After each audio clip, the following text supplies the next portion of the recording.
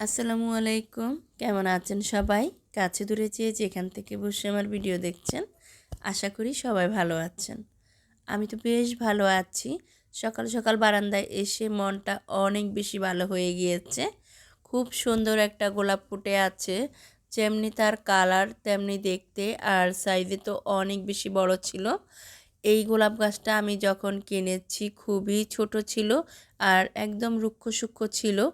আমি ভাবিনি গাছটা এত সুন্দর হবে। আমার বেশিরভাগ গাছই আমি একটু কমে কিনি, আর এনে সেটাকে অনেক বেশি যত্ন দিয়ে অনেক বেশি কেয়ার করে একটু ভালো করার চিন্তা ভাবনা থাকে মাথায়। তো এই গোলাপ গাছটাও ঠিক এরকমই এনেছি। এনে বেশ কিছু ডালপালা ছিল, সব কেটে ছেটে ফেলে দিয়েছি। আর একটা ডাল নতুন বের হয়েছে, সেটা থেকে খুব সুন্দর গোলাপ ফুটছে। পরপর 3টা ডালে 3টা গোলাপ ফুটেছে। আর আজকের গোলাপটা তো অনেক সুন্দর লাগছিল আমার কাছে। তো বেশ কিছু সময় বারান্দায় ছিলাম, গোলাপটার সাথে কিছু পিকচার ভিডিও এগুলো করেছি। তারপরে হচ্ছে গাছে পানি দিয়ে এখন ভিতরে চলে এসেছি। কারণ যেহেতু শীতের দিন, এমনিতেই ঘুম ভাঙতে একটু লেট হয়ে যায়। সেই সাথে হচ্ছে সবার আহ, সকালের নাস্তা বানানো, ঘর গোছানো সব কিছু একা হাতে করতে হয়।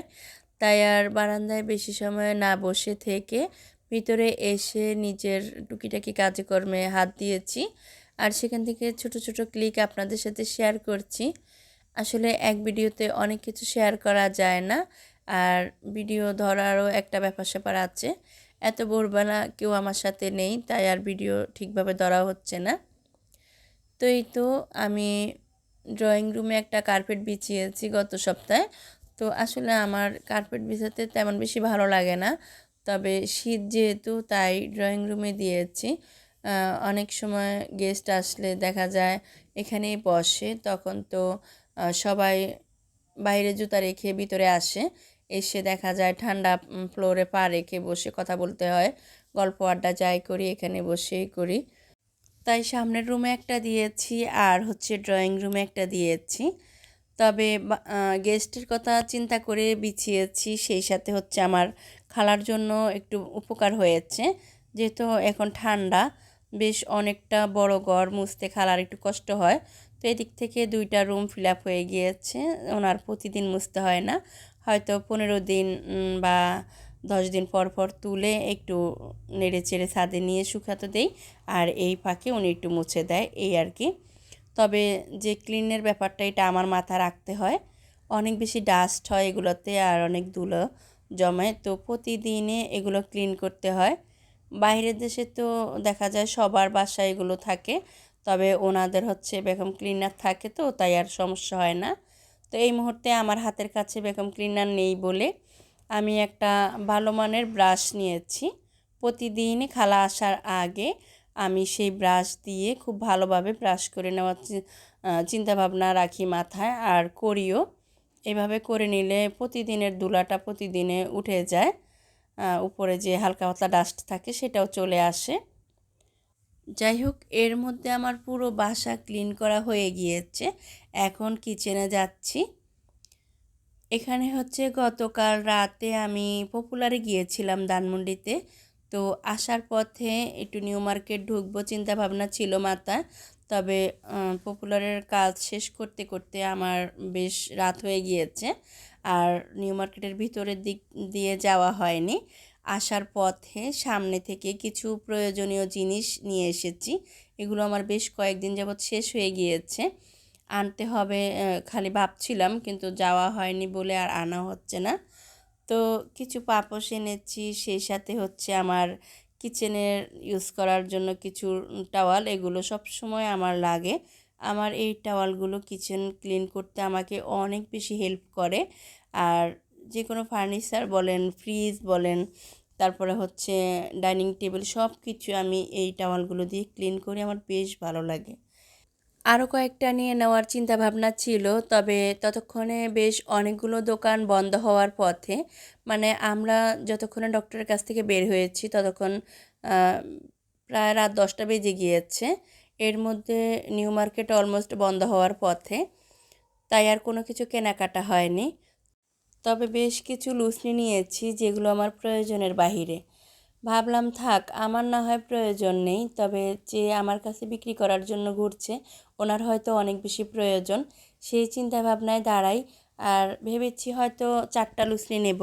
পরবর্তীতে ওনাকে দেখে আমার খুবই খারাপ লাগলো যে আসলে ওনার হাতগুলোর যে অবস্থা, উনি এই কাজ ছাড়া আর অন্য কোনো কাজ করা ওনার পক্ষে সম্ভব না। তো ওনার কাছ থেকে একটু বেশি করে নিয়ে যাই, যদিও সেটা আমার খুব বেশি প্রয়োজন না, তবে যিনি আমার কাছে বিক্রি করছেন ওনার হয়তো অনেক বেশি প্রয়োজন। তাই ভেবে ওনার কাছ থেকে আমি বেশ কয়েকটা লুচনি নিয়েছি। এভাবে আমাদের মাথায় যদি চিন্তা ভাবনা থাকে যে আমাদের কেনাকাটার মাধ্যমে কারো না কারো উপকার হোক, সেই চিন্তা ভাবনা করে যদি আমরা এই টাইপের মানুষগুলোকে একটু সহযোগিতা করতে পারি, তাহলে ওনাদের জন্য অনেক উপকার হয়, ওনাদের আর অন্যদিকে হাত পাততে হয় না। যাই হোক, এখানে হচ্ছে সকালের নাস্তা বানাচ্ছি। আজ আর রুটি পরোটা অন্য কিছু করছি না। বেশ অনেকগুলো সবজি জমে গিয়েছে ফ্রিজে।